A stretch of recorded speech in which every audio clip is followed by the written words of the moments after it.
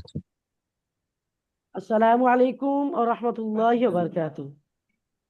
ওয়ালাইকুম আসসালাম ওয়া রাহমাতুল্লাহি ওয়া বারাকাতুহু। ভাইজান, আপনারা সবাই ভালো আছেন তো?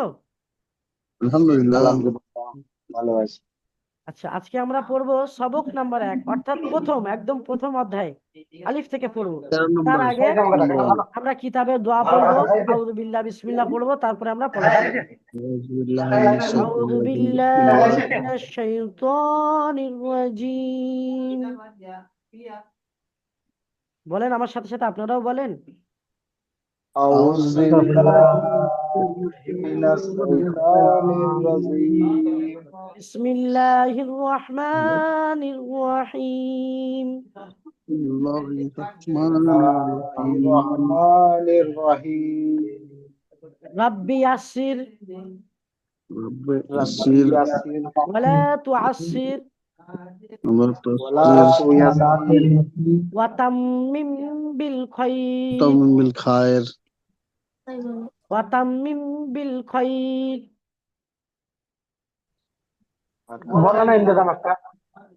ওয়া বিকা নাস্তাঈন রব্বিকা নাস্তাইন। ইয়া ফাত্তাহু ইয়া ফাতাহু। রাব্বি জিদনি ইলমা রব্বি জিদনি ইলমান। রাব্বি জিদনি ইলমা। রব্বি জিদনি বর্ষা ইলমান। জি, আচ্ছা, কিতাবের এবারে আমরা পড়া শুরু করবো ইনশাআল্লাহ। দেখেন, সবার প্রথমে আমরা যেটা দেখতে পাচ্ছি, ঠিক আছে ভাই, দেখেন এই যে হ্যাঁ লম্বা একটা লাঠির মতো দেখতে, দেখেন লম্বা একদম, দেখছেন হ্যাঁ। লম্বা হ্যাঁ, লাঠির মতো দেখতে, একে বলা হয় আলিফ। কি বলা হয়? আলিফ। আলিফ। আলিফ। তারপরে দেখেন আলিফ। এটাকে বলা হয় বা। কি বলা হয়? বা। বা। আলিফ। তারপরে দেখেন এটাকে বলা হয় তা। কি ত। বলা হয়? ত। তা ত নয় ভাই, তা। কি বলা হয়? তা তা। আচ্ছা, এটাকে বলা হয় সা। কি বলা হয়? সা। সা। দেখেন ভাই, যখনই আমরা তার পড়বো, আগে যখনই আমরা বুঝবো, আমা সবার আগে নাম জানবেন সরস্বতী এক আমার দিদি একটা অক্ষরকে চেনার 3টি করে পদ্ধতি আছে। কয়টি করে পদ্ধতি? একজন কোন নাও নিয়ে দেখো, একজন কোন নাও দিয়ে দাও। এক একটা অক্ষরকে চেনার 3টি পদ্ধতি আছে। কয়টি পদ্ধতি ভাই? তিনটে তিনটে। পদ্ধতি। 3টি পদ্ধতি। সর্বপ্রথম, অক্ষরটি কার মতো দেখতে, কেমন দেখতে, 1 নাম্বার। দ্বিতীয়টি হলো হুম অক্ষরটির উপরে, নিচে বা পেটে বা মাথার উপরে কয়টি নোক্তা আছে, এটা হলো মুক্তা। দ্বিতীয়। তৃতীয় নাম্বার হলো অক্ষরটির হ্যাঁ। কত আলিফ পরিমাণ টান হবে। এক একটি অক্ষর চেনার 3টি করে পদ্ধতি। সবার প্রথম দেখেন আমরা যেটা পড়লাম, এই হলো আলিফ। হুম। এই আলিফটা লম্বা আলিফ। একটা লাঠির মতো দেখতে, তাই আলিফ। না ভাই? লম্বা একটা হ্যাঁ। লাঠির মতো দেখতে, যেমন লাঠি হয় ঠিক তেমন দেখতে, একে বলা হয় আলিফ। আচ্ছা, একে তাহলে আমরা 3টে পদ্ধতিতে কেমন চিনবো? একে দেখতে লাঠির মতো, 1 নাম্বার। একে একদম টান দেওয়া যাবে না, একদম তাড়াতাড়ি পড়তে হবে, আলিফ। হুম। এবং এর উপর নিচে আলিফ। কোনো নোক্তা নেই। তাহলে 3টি পদ্ধতিতে চেনা হলো। হুম। হ্যাঁ। তারপরে দেখেন এসেছে বা। কি এসেছে? বা। বা। বা। এই যে বাটা আছে দেখেন ভাই, বা। একটু বেঁকানো নৌকার মতো দেখতে, তাই না ভাই? নৌকার মতো দেখতে। এই যে নৌকার মতো জি। দেখতে, আর নিচে একটি নোক্তা আছে, এই যে ফোঁটাটা, একে বলা হয় নোক্তা। কি বলা হয়? নুক্তা। নুকুতাহ, একে বলা হয় নুকুতাহ। এই যে নুক্তাটা আছে, নুক্তা। তাহলে এই যে নৌকার মতো দেখতে এবং নিচে একটি নোক্তা আছে, একে বলা হয় বা। কি বলা হয়? বা। বা। বা। বা আর এইটার টান হবে 1 আলিফ। ক আলিফ? 1 আলিফ। এক আলিফ। তাহলে বা। একে চেনার 3টে পদ্ধতি কেমন শিখলাম?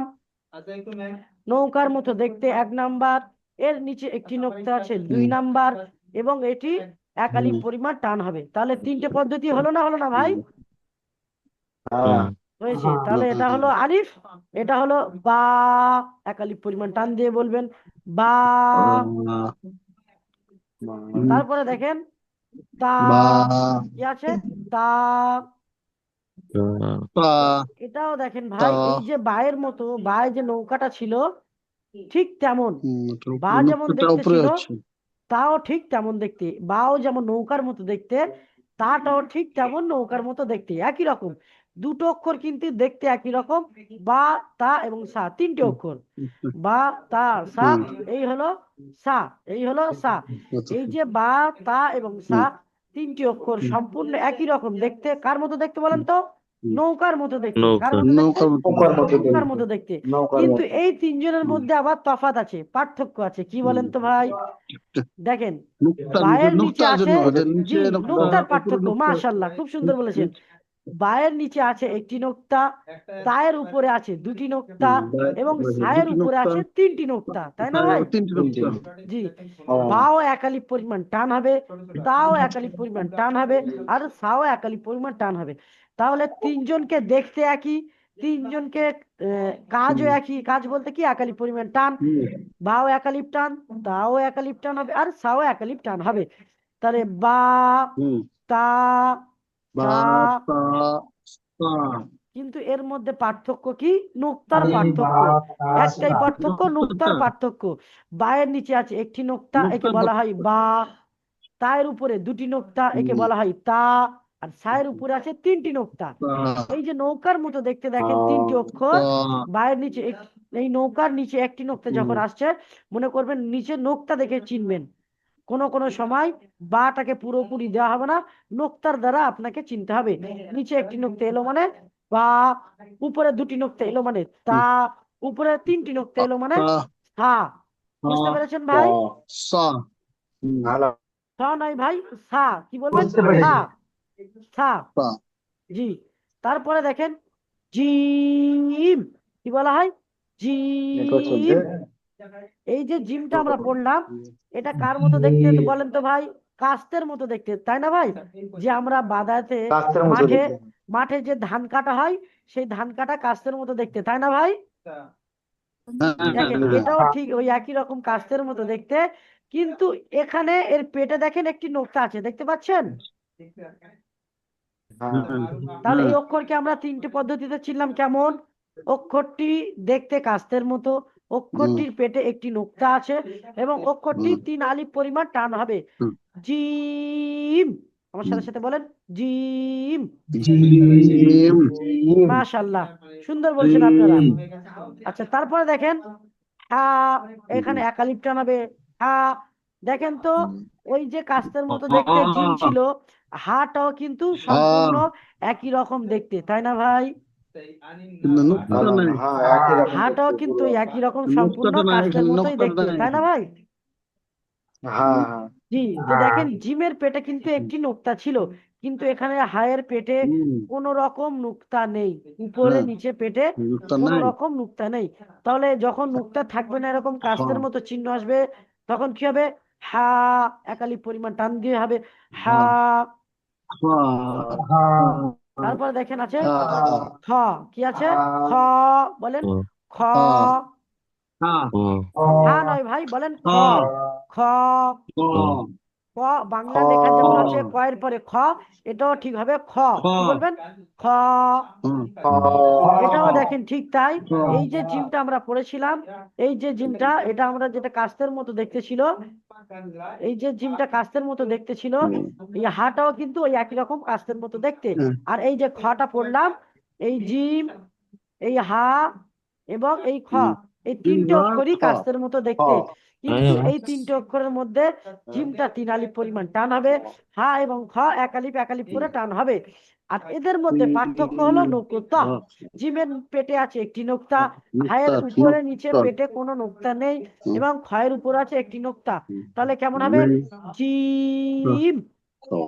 বলেন জিম। জিম। হা, জিম।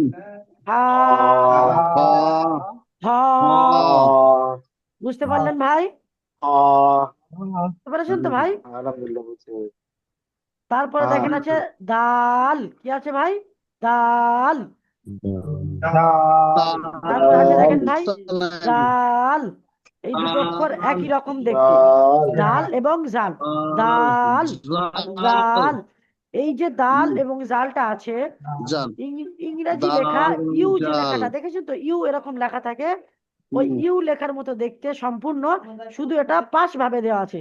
ইউটা উপরের দিকে দেওয়া থাকে, আর এটা পাশের দিকে দেওয়া আছে, তাই না ভাই? আসবাবদি। জি। তো এখানে দেখেন দাল এবং জালের মধ্যে হ্যাঁ পার্থক্য শুধুমাত্র একটি করে নুক্তা। নুক্তা দালটাও 3 আলিফ টান পার্থক্য। হবে, জালটাও 3 আলিফ টান হবে, হুম কিন্তু দালের উপরে কোনো নুক্তা নেই। এই যে হুম এটাকে বলা হয় দাল, দালের উপরে কোনো নুক্তা নেই এবং জালের উপরে একটি নুক্তা আছে। হুম তাহলে এদের মধ্যে পার্থক্য ছিল একটি নুক্তা। হুম তাহলে পড়ার সময় কেমন হুম। পড়বো? দাল, তাহলে বলেন দাল, দাল বলেন ভাই আমার সাথে সাথে বলেন দাল দাল।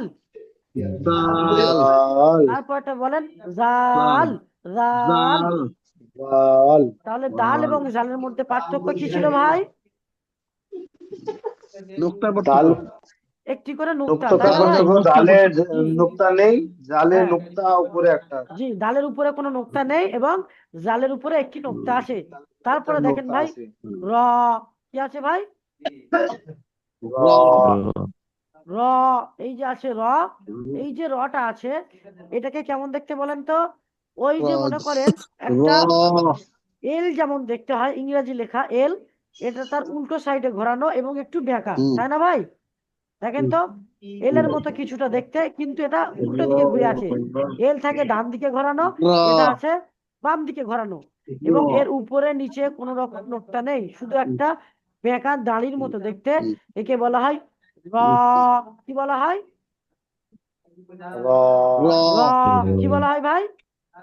র এটা টান হবে, একালিক পরিমাণ টান হবে, বুঝতে পেরেছেন ভাই? র আচ্ছা, এবার আমরা আবার প্রথম থেকে পড়বো, বলেন আলিফ, আলিফ বা,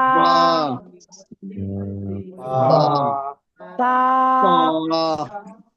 তা থা, তা জিম, জিম হা, হা হ, হ ডাল, দাল জাল,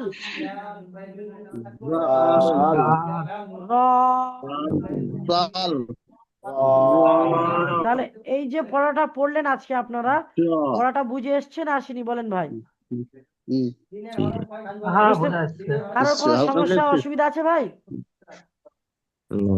না কেউ কোনোটা বুঝতে পারেনি বা কারোর কোনো অসুবিধা বলেন, তাহলে আবার বলে দেবো, বলেন। না, বুঝতে পেরেছি। ভাই বুঝতে পেরেছেন তো ভাই? জি আলহামদুলিল্লাহ ভালো থাকবেন, বুঝতে সুস্থ পেরেছি। থাকবেন, আমাদের জন্য দোয়া করবেন। আসসালামু আলাইকুম ওয়া রাহমাতুল্লাহি ওয়া বারাকাতুহু।